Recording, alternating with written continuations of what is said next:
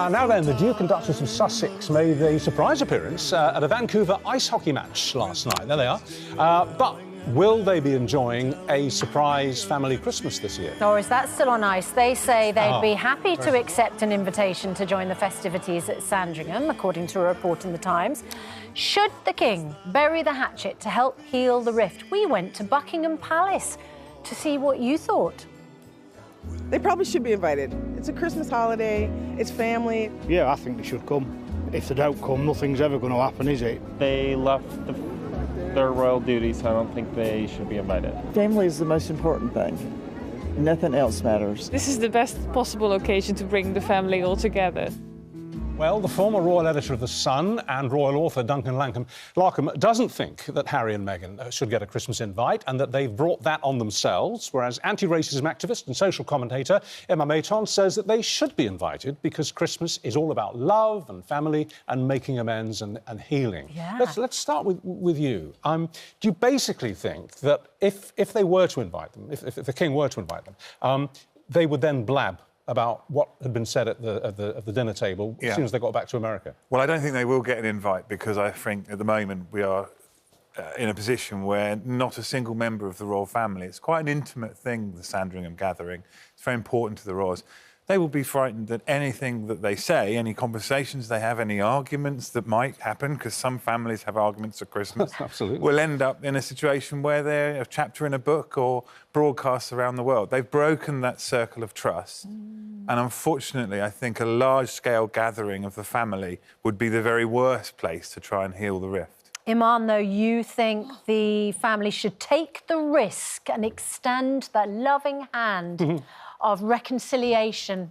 It's not a risk. I don't think it's a risk at Don't all. you? Not even in the slightest. Based on the track record? I appreciate... No, I get that, because I've done the whole I'm going to support Harry and Meghan, been there, done that, got the T-shirt, I'm finished with that. And I do appreciate your point in terms of this kind of lack of trust, but the lack of trust has always been there in terms of the royal family. You always have to be kind of careful about what you say because it could be leaked to the press at any moment. So I don't think that you need to change your behaviour just because of this new dynamic in terms of Harry and Meghan. If you want to keep your things private, you should just act accordingly, irrespective of whether they are there or not. So but it's not gossip. But it's not me. Gossip that's been leaked by Harry and Meghan in the past. It's direct and telling accusations of racism, accusations of bullying, accusations of behaviour so extreme that it prejudiced Meghan's mental health. I mean, that's not gossip. That's serious accusation. Exactly. And this is what I think people fail to kind of appreciate. There are two perspectives in this dynamic, right? So trust works both ways. So the trust has been lost for both parties and they both need to put in an effort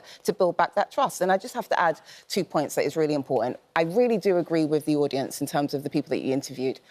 Family, Duncan, Christmas, kids running around. This is what it's about. This is the time where we bring everyone together, we connect. And if there's anyone that's supposed to lead the way in terms of forgiveness, family, love and equality, it's probably King Charles. So there is no better time to extend an olive branch than now. That's Duncan, a big thing. I want to ask you, because you have worked in newspapers for a long time. This comment, friends of the Sussexes say they want to change the state of play and would readily accept an invitation to Christmas at Sandringham. That is in The Times. What's that code for?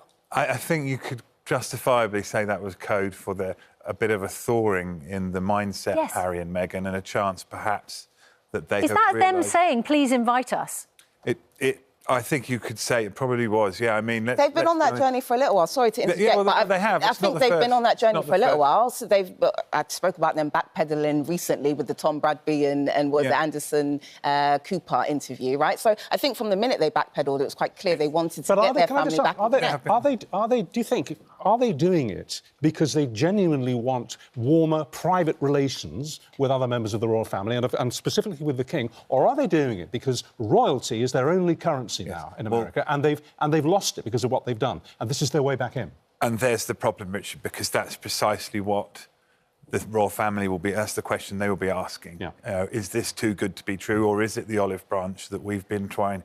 The royals have given them the olive branch. Let's not forget King Charles's first ever speech, where he took the opportunity to say he loved Harry and he loved Meghan, specifically named her.